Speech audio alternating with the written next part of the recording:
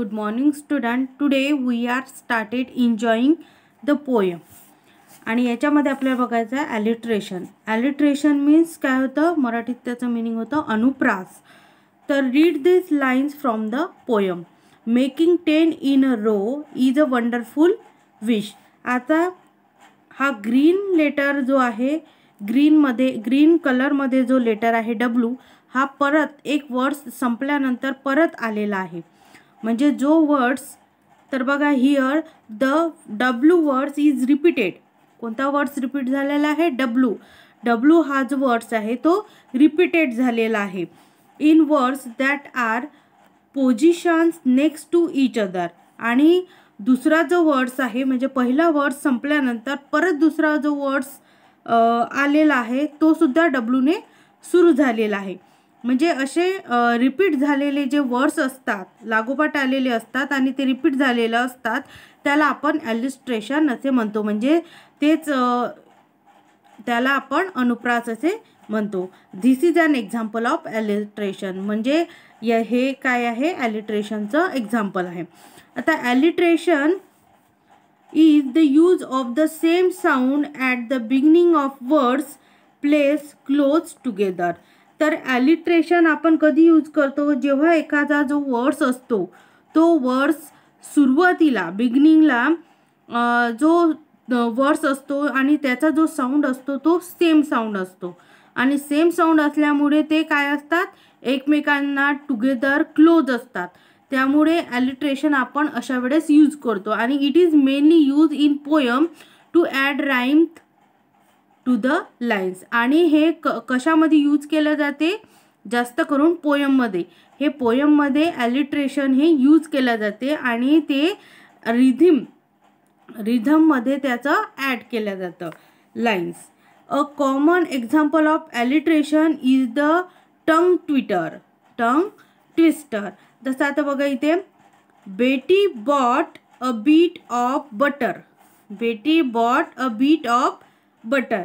तर बघा आता हा बी जो लेटर आहे तो परत एक वर्ड्स कंप्लीट झाल्यानंतर परत दुसरा जो वर्ड स्टार्ट झाला, बिगिनिंग झाला, तर त्याचा वर्डसुद्धा काय आहे, त्याचं लेटरसुद्धा काय आहे, बीनेच सुरुवात झालेला आहे. म्हणजे असे एका सेंटेन्समध्ये जे रिपीट झालेले वर्ड्स येतात किंवा रिपीट झालेले जे वर्ड्सचे पहिलं लेटर येतात त्याला आपण ॲलिट्रेशन असे म्हणतो. But the butter was so बिटर. द बटर वॉज सो बिटर. इथे पण आलेला आहे परत बी. बटमध्ये पण बी आलेला आहे आणि बटरमध्ये सुद्धा बी आलेला आहे आणि बिटरमध्ये सुद्धा बी आलेला आहे. In which the B sound is repeated frequently at the beginning of several words. म्हणजे प्रत्येक शब्दामध्ये बिगिनिंग जो लेटर आलेला आहे तो काय आहे, कशाचा साऊंड झालेला आहे, बीचा साऊंड झालेला आहे.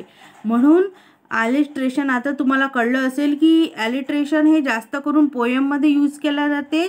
आणि एका सेंटेन्समध्ये जर सुरुवातीचं लेटर जर बी असेल आणि नेक्स्ट येणारं लेटरसुद्धा बीने सुरुवात झालेलं असेल किंवा त्यामध्ये एकापेक्षा जास्त जे वर्ड्स असेल आणि ते वर्ड्स एकाच लेटरनी जर बिगिनिंग झालेले एकाच लेटरनी जर सुरू झालेले असेल तर आपण त्याला काय म्हणतो, ॲलिट्रेशन असं म्हणतो.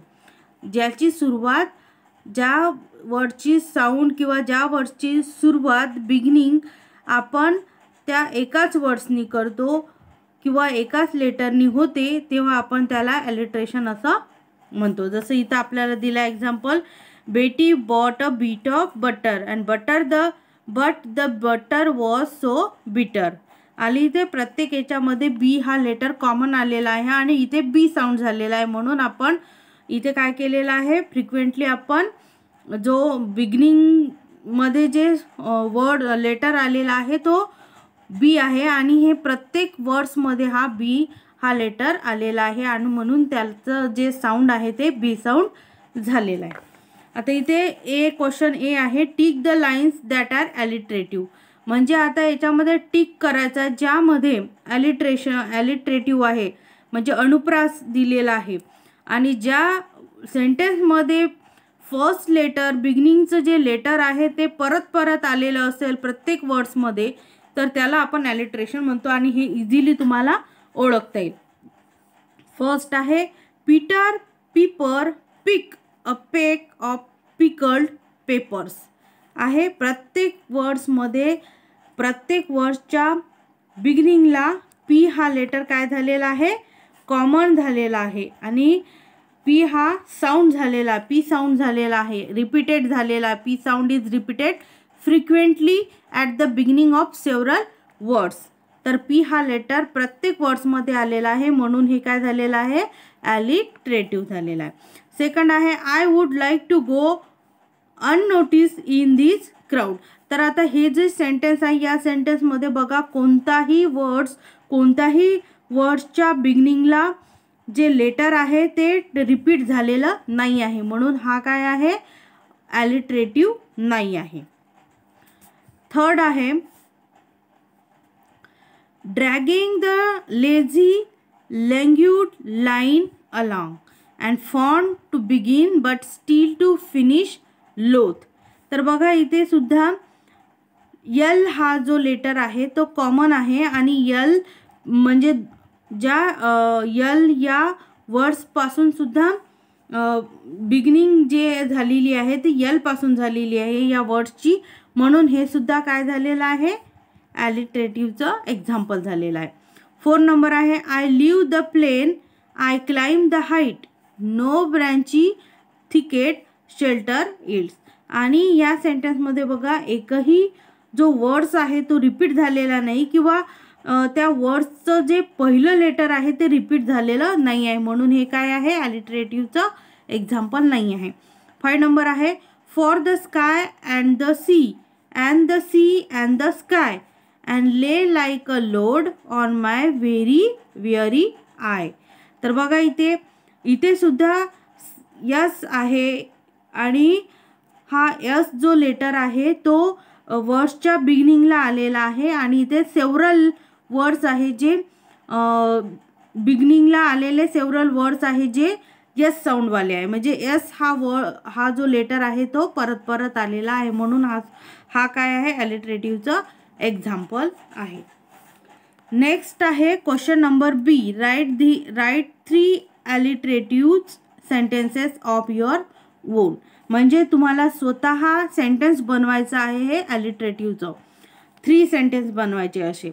तर हे जे क्वेश्चन नंबर ए आहे ते त्याला काय करायचं तुम्हाला HW करायचं आहे 1 टाइम.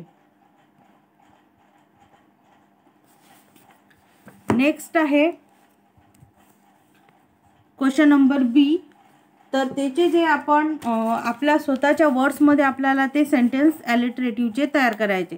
फर्स्ट केला आहे बघा please put the pain on the piano. P हा लेटर काय आहे, कॉमन झालेला आहे आणि प्रत्येक जो वर्ड्स आहे त्या वर्डची जी सुरुवात आहे ती पीने झालेली आहे म्हणून पी साऊंड आहे म्हणून हे ॲलिट्रेटिव्हचं एक्झाम्पल आहे आणि हे आपण तयार केलं आहे.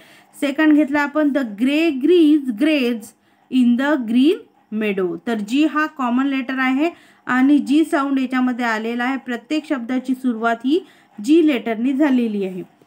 थर्ड नंबर घेतला आपण Bobby the baby boy was busy as a bee. तर याच्यामध्ये बी हा कॉमन लेटर आलेला आहे आणि प्रत्येक वर्डची जी सुरुवात आहे ती बीने झाली आहे म्हणजे बी साऊंड झालेला आहे. अशा प्रकारे मी तिन्ही पण काय केलेलं आहे, ॲलिट्रेटिव्हचे सेंटेन्स तयार केलेले आहे. तर हे सेंटेन्स परत तुम्हाला 2 टाइम्स राईट डाऊन करायचं आहे. नेक्स्ट आहे रेसिटेशनवर म्हणजे recite this poem in class. ही आपल्याला क्लासमध्ये घ्यायची आहे अशीच पोएम स्पोर्टवर आधारित आणि त्याचे कवीसुद्धा मार्टिन डेझनिकी आहे. मार्टिन डेझनिकी हे या पोएमचे सुद्धा काय आहे, पोएट आहे. स्पोर्ट्स मीन्स काय, गेम.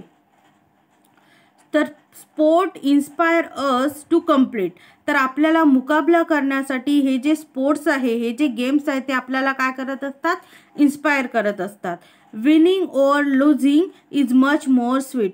तर यामध्ये हारणं म्हणजे स्पोर्ट्समध्ये हरणे आणि जिंकणे हे काय असतं एक खूप असं स्वीट असतं. एकतर आपण जिंकतो, नाहीतर आपण आपली टीम जिंकली की दुसरी जी टीम आहे ती हरते, आणि आपली टीम हरली की दुसरी जी टीम आहे ती जिंकते. म्हणजे ह्या गेममध्ये हरणे आणि जिंकणे हे चालूच असते, आणि ती एक खूप चांगली गोष्ट आहे. किंवा आणि त्याच्यामध्ये खूप सारं असं इज मच मोर स्वीट आहे ते. So we do it because we love the game. आपण हे करायला पाहिजे, आपण हे स्पोर्ट्स खेळायला पाहिजे, कारण यामध्ये हे जे गेम आहे ते खूप आवडते गेम आहे, आणि वेगवेगळे स्पोर्ट्स आपल्याला हे नेहमी आवडत असतात. तर ते स्पोर्ट्स जर आपण खेळलो तर ते स्पोर्ट्समध्ये आपण हे स्पोर्ट्स खेळायला पाहिजे, आणि हे जे आपण स्पोर्ट्स खेळतो त्यामध्ये आपल्याला खूप असं एन्जॉयमेंट आपण त्यामध्ये करत असतो. Life without sports would not be the same. जर आपल्या लाईफमध्ये, आपल्या जीवनामध्ये जर स्पोर्ट्स नसले तर आपलं जे जीवन आहे ते मीन होणार, सेम.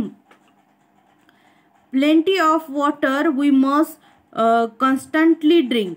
आपण खूप सारं असं गेम्स खेळताना पाणी पित असतो, तर त्यासाठी पाणी हे आवश्यकच आहे. त्यामुळे आपल्याला खूप पाणी प्यायचं आहे, आणि पाणी हे आपण सतत पिलं पाहिजे. As we push our bodies to their very brink. आणि आपली जी बॉडी आहे ती आपण पुश करत असतो. Sports bring out our inner drive. तर हे जे स्पोर्ट्स आहे ते आपले इनर म्हणजे आतली जी एनर्जी आहे तिला काय करते, ड्राईव्ह करते. And to make the play we often dine. आणि आपण ते एका तालासुरामध्ये हे जे गेम आहे ते आपण खेळत असतो. We sacrifice everything for our team. जर आपण सर्व मिळून आपल्या मित्रासोबत जर आपण गेम खेळत असतो, स्पोर्ट्स खेळत असतो, तर ती आपली एक टीम बनून जाते, आणि ह्या टीमसाठी आपण कोणतंही सॅक्रिफाईस आपण करू शकतो. Everything everywhere. कधी पण आणि कधीही आपण आपल्या टीमसाठी काय करू शकतो, सॅक्रिफाईस करू शकतो.